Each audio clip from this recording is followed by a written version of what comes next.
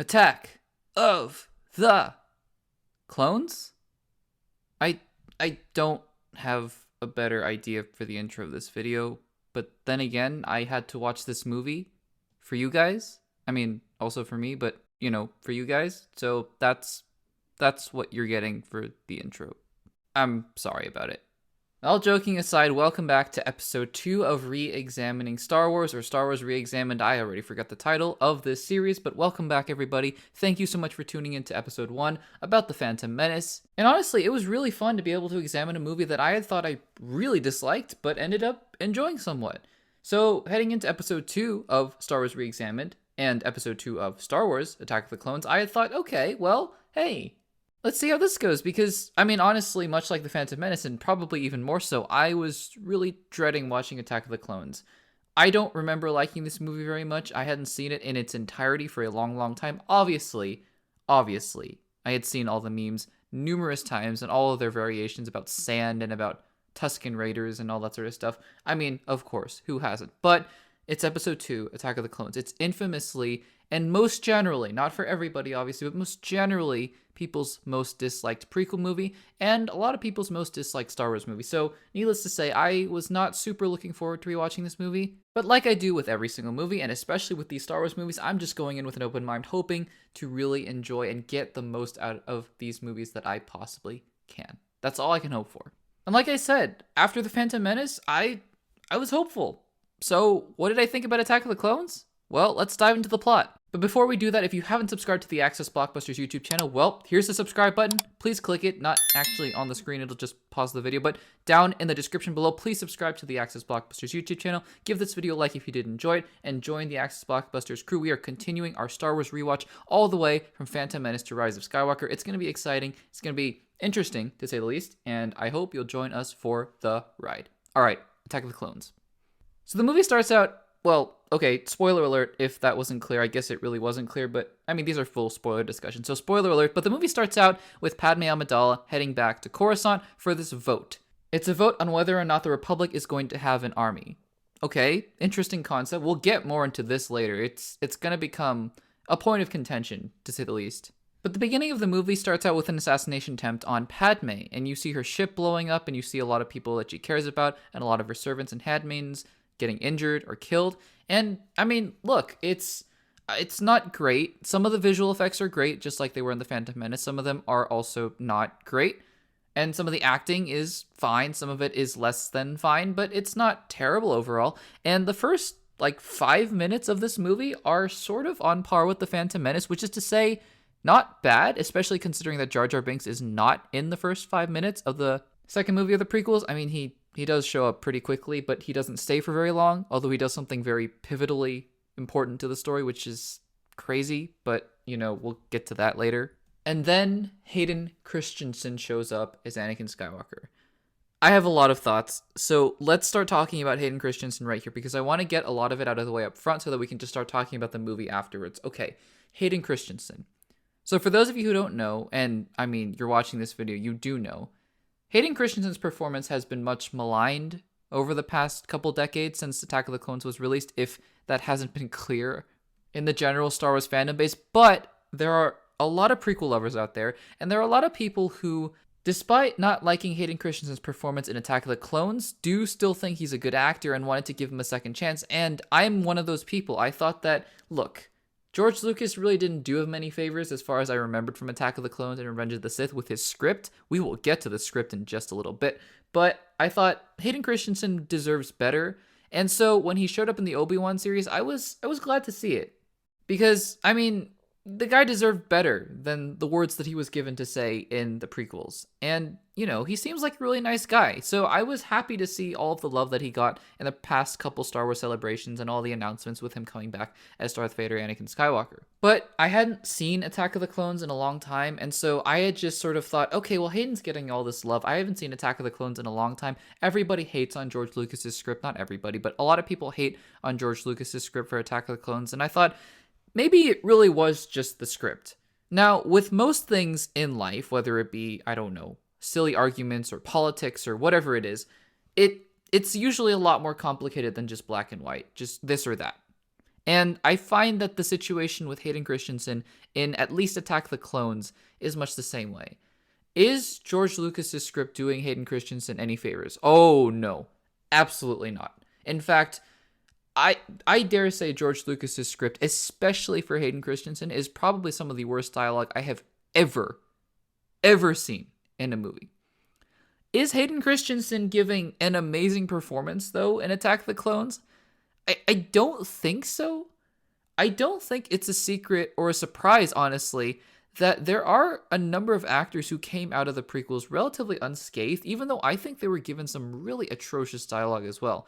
I think Ian McDiarmid is obviously one of them, Ewan McGregor as well. I think Samuel L. Jackson, for the most part, is fine. And I even think Natalie Portman is just okay, even though she is given some equally just awful, horrendous dialogue. She's not great in the prequels, but, she's not awful either. I think that Hayden Christensen, well, yes, the dialogue he's given is really, really bad. He also, I think, doesn't come out of the prequels unscathed, at least in my personal opinion, because I don't think he's really giving a lot in the performance that's very nuanced or subtle. And I think that that's probably also George Lucas's fault. Like George is saying, just be as angsty as possible. But I don't see him elevating the material the way that Ewan McGregor was elevating some of the really bad dialogue that he was given as well. And look, I'm not saying that it's his fault either.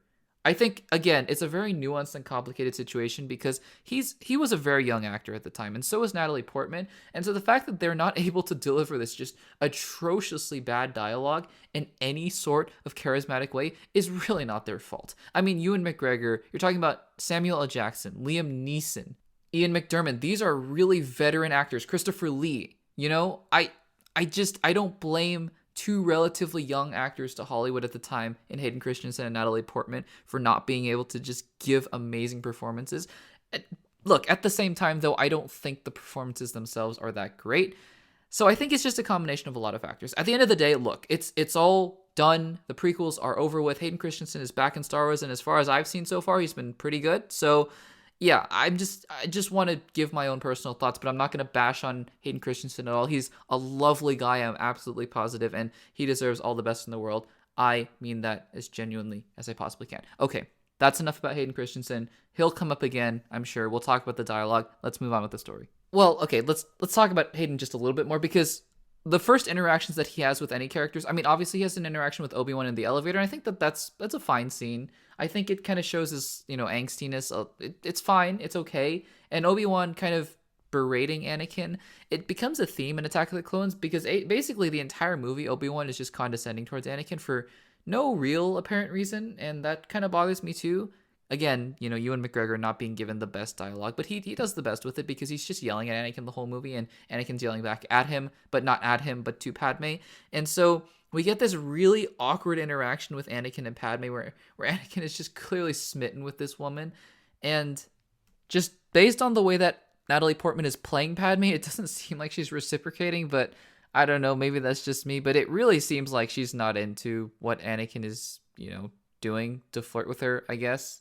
So then there's this attempt on Padme's life, and we get this cool action scene through Coruscant. And honestly, this is probably one of the best parts of the movie. I think the dynamic between Obi-Wan and Anakin here, where they're flying through Coruscant on the speeder, that's pretty cool, honestly. I think the just overall raw ability of the Jedi in the prequel era is really cool to see, although it does get stretched a little bit. Like, Mace Windu is basically jumping off a balcony that's hundreds of feet in the air, and Anakin is just dropping stories and stories down through the traffic of the air in Coruscant, and he's just landing on his feet. It's a little bizarre, honestly. I think it works a little better in the Clone Wars animated series because it's animated, but in real life, just watching these real people fall basically to their deaths but then land perfectly fine, it's a little jarring, but, I'll get over it. And this is where the plot basically really begins. It splits off into two basic subplots where Obi-Wan is looking at this toxic dart and trying to figure out where it comes from, and this leads him down to Kamino, and then Anakin and Padme go off to Naboo and fall in love for half the movie, and it's great. It's deep breaths. It's great. It's great. Yep. Now, it may seem like I'm just bashing on this movie, but let me take some time to really compliment George Lucas as a storyteller, because there are some really, really interesting underlying story elements to both The Phantom Menace and Attack of the Clones so far. Some real political intrigue that I think George Lucas was really trying to tell, and I mean, I'm as intrigued as anybody else about this stuff. I am one of those people who really does enjoy the politics of Star Wars if done well, because it's so fascinating. It's such a fascinating reflection of the politics, at least in the United States of America. Because the premise of this movie seems to be that Padme Amidala is going to vote against the creation of the Army of the Republic, right? This supposed clone army. We don't know it's a clone army yet, but it's going to be an army. And, there's sort of this dissent about whether do we want the army, do we not? Is this a sign of war? Are we going to let the separatists, these systems across the galaxy, are we going to let them basically secede like the Civil War, basically, the Union and the Confederacy? And Padme is, what I'm gathering, is one of the deciding votes in this decision. And, I mean, I'm not going to get too political, but it's really fascinating because in the United States political system, this does happen quite often, where you have one or two senators who are basically holding up a vote because they are the deciding vote, basically. They are the 50th or 60th vote or whatever it takes to get to that majority.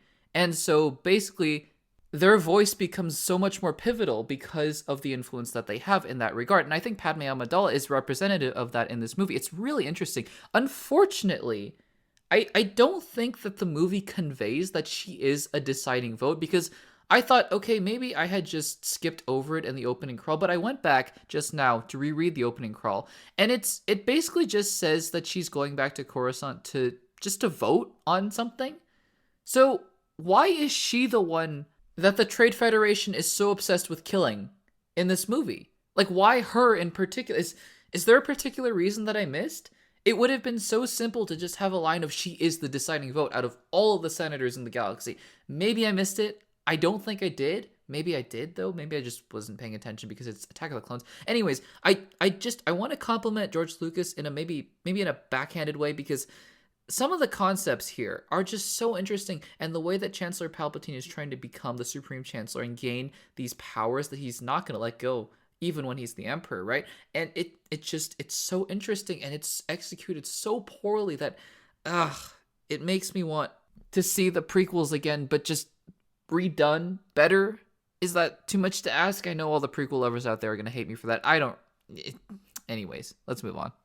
So then Obi-Wan goes to Kamino, and this part of the movie I think is really interesting. I think even the Jango Fett and Boba Fett stuff, making Boba Fett a kid, it's a topic of debate. I don't quite mind it as much as a lot of people, maybe because I just grew up with the prequels, and the prequels are really just what I knew Star Wars to be. So I think this is totally fine. Also because of Clone Wars, Dave Filoni does his best to really flesh out the character of Boba Fett. Anyways, I think that this idea of cloning and all that sort of stuff, I mean, cloning has been in Star Wars since the beginning, really. Not in the original trilogy, but the beginning, meaning the beginning of the story. And, if Palpatine's return in The Rise of Skywalker, we'll get to that in many, many videos, but if it had been explained a little bit better, I think it could have been pulled off. Again, cloning is in Star Wars. The Clone Wars. Attack of the Clones. So it's a really interesting concept, I think. Meanwhile, Anakin and Padme are frolicking around in the grass, and it is just some of the worst writing I have ever seen. Here are a few examples. I don't like sand. It's coarse and rough and irritating, and it gets everywhere. Why'd she have to die? You're not all-powerful. Well, I should be. And at one point, Anakin Skywalker straight up, and I had to pause the movie and just think about what I had just heard. Anakin Skywalker straight up just gives a Shakespearean monologue. Almost like he's talking directly to you at the screen, or as if he's standing on a stage directly talking to the audience and giving a Shakespearean monologue. Now look, Shakespearean monologues can be really compelling, really move. I mean, it is Shakespeare for a reason, right? Shakespeare is Shakespeare for a reason. In this movie, no. I'm sorry, no. I really am not in the business of trying to bash anybody. Everybody's an artist. Everyone's trying to do their best and do what they want and do what they love and all that sort of stuff. But George Lucas, I truly, deeply love you. Like, what? What are we doing here? And you know what bothered me the most about Attack of the Clones in this rewatch, more than it really had in the past, probably because I just really hadn't been paying attention to this? Padme Amidala, based on the writing and based on the performance, again, not Natalie Portman's fault, I'm sure she was told to do this exact thing. It seems like the character of Padme Amidala throughout this movie does not love Anakin Skywalker. In fact, it doesn't even seem like she likes him. I mean, he literally says to him, please don't look at me like that. And then he talks about dictatorships, and she's like, oh, that's uncomfortable. And then she yells at him on Naboo, and then he tells her that he slaughtered children and women, and she's like, yeah, that's fine. That's what I look for in a man. Like, what? And then she's like, no, I actually really do love you. And I'm like, it's just, it doesn't even seem like you like this guy. And why would you? It's an angsty teenager. Like, I don't know. I mean, look, truth be told, this Anakin and Padme stuff, it's only a part of the movie. It's so atrociously bad, but it is just a part of the movie, because the other parts of the movie I think are fine. Honestly, they're pretty interesting. Obi-Wan on Kamino and Obi-Wan on Geonosis, and then they all come to Geonosis, and we can talk about all of this, where this is leading into the arena. I think the arena scenes are actually really, really cool. And being able to see all of the Jedi come in and rescue Anakin, Obi-Wan, and Padme, like, that stuff is really cool. Although, I mean, it doesn't quite make sense, because in the opening crawl, you said the Jedi are spread thin and they're being overwhelmed, and then they're now all on Geonosis. Like, okay, sure. But yeah, like, seeing all of the Jedi there, it really was a very, very, very satisfying moment to see, for sure. I will not take that away from the movie. It was great. Although every time I see this, I always wonder why Yoda is just so chill with the clones all of a sudden. He's just like, yeah, no, we have clones now, and it's cool. And I'm like, okay, respect, I guess, but you didn't want this, so, I mean, I don't know, making the best of a bad situation, maybe, something like that. And by the way, just every time Yoda speaks in this movie or in the prequels, it makes me sad. It's just not the same character in the original trilogy. That weird, crazy old guy who's just hitting Luke Skywalker in the forehead or in the nose with a stick and eating his food and messing with R2. It's not the same character. It's just not. It makes me sad.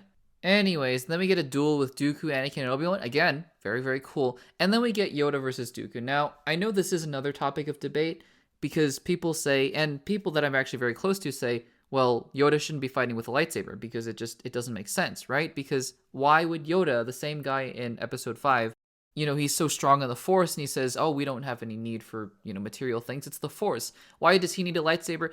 I think I'm more willing to forgive that. I understand the complaint, absolutely, and I'm not going to take away from anyone who feels this way at all. But me personally, I think, look, it's Yoda during the time of the Republic when Jedi Knights and Jedi Masters were, I don't know, these warriors with these, like, expert sword fighting, maneuvering, and Jedi backflipping and stuff. And I just think, yeah, I mean, I don't know. I'm more willing to accept it, especially after having seen Obi-Wan and his progression, or more like his deterioration by the time we get to the Obi-Wan Kenobi series, of how just detached he is, that I'm like, yeah, I know, I'm more willing to accept that that's, this is just a different kind of version of Yoda, I guess, in that regard. I mean, the personality should still be there.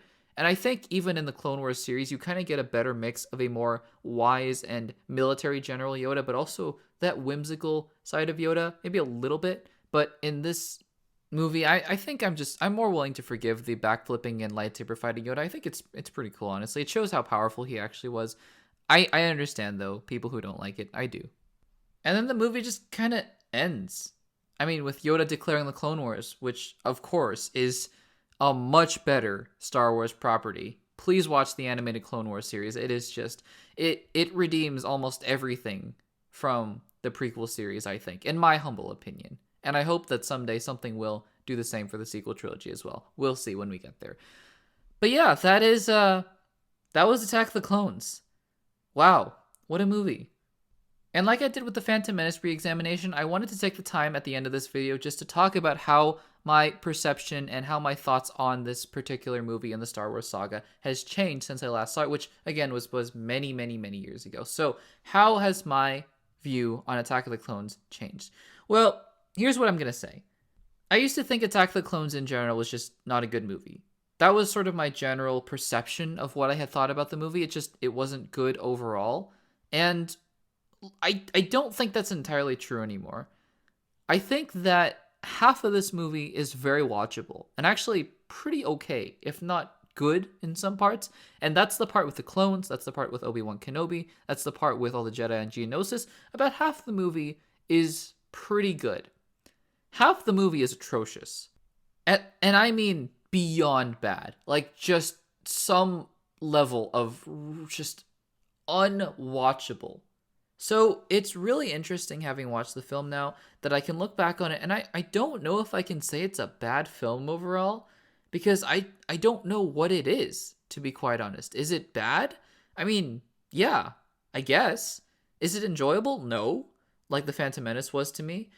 But is it just a piece of garbage? I don't think I can say that. I just think that parts of this movie are utterly unwatchable, while other parts of it are very fine and acceptable. And that's what I think about Attack of the Clones now. It's a very confusing film, honestly. I came out of it not really knowing what to make of it, but honestly having been glad that I watched it again. I think it really solidified a lot of the things that I had been thinking about it before I saw the film again. So, those were my thoughts on Attack of the Clones. And guys, fingers crossed, because I may end up hating some of the films coming up next, but I remember all the rest of the films coming up, starting with Revenge of the Sith to The Rise of Skywalker, at least having some level of enjoyability. And so we made it through the two prequels that I was dreading the most, and I hope it's just downhill from here. I really do. Thank you guys so much for tuning in to the Attack of the Clones re-examination. I hope you enjoyed this video. I hope you're enjoying this series thus far. Next time, it will be Revenge of the Sith. I'm actually pretty excited about that, so I hope you guys join me for that. If you haven't subscribed, please make sure to do so. If you're enjoying these videos, please make sure to give this video a like. Join the Access Blockbusters crew. If you want to see some more content, let me know in the comments down below. And I will see you guys next time for Revenge of the Sith.